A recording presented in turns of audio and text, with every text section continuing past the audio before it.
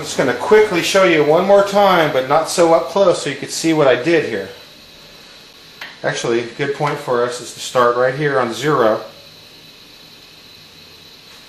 That's your 0 top dead center. The 0 that we found earlier. Okay, so we're going to start there. That's a good starting point just to explain what we're doing here. Now, I've already put the dial indicator gauge on here. I'm going to crank the motor around in the running position and the running rotation, which is clockwise, and we're going to watch the needle, just like we did earlier, and compress that intake valve all the way down. And when we see that the intake valve is all the way down, that's where we marked our 0 on our gauge here. The 0 marks that the cam is on the highest lift and the valve is all the way down. Okay, so that's where we marked our 0.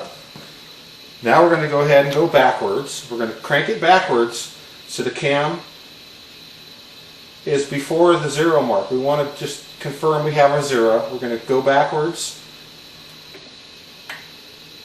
And now we're going to start to do our testing. We're going to go to 50 thousandths before the top of the cam. Okay, 50 thousandths for the top of the cam, and we had a reading here of 76, and I wrote that down on the paper.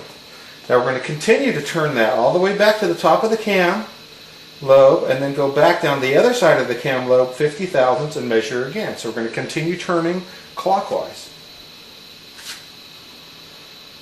See the needle move? Now we're back on the top of the cam. I'm going to crank it a little bit more and go 50 thousandths down the other side of the cam lobe. Okay, and we can see we're right on 140 exactly there.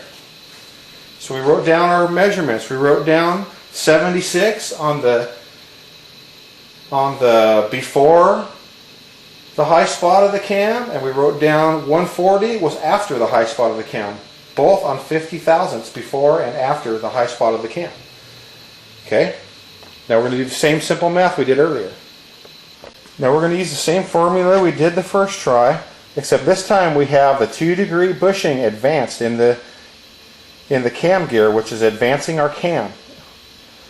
Our first reading on 50 thousandths before max lift on our intake valve was 76 degrees on that mark, and then we cranked it over the top of the cam to the other side at 50 thousandths after maximum lift. We got a reading of 140, and we're going to add the two together, which brought us to 216, and you're going to divide that in half, which brings us to 108, which that means we changed our cam to center of our lobe from 110 degrees to 108, which is way closer to the specified specifications the cam came with, and that's pretty much what we're going to have to live with on this one.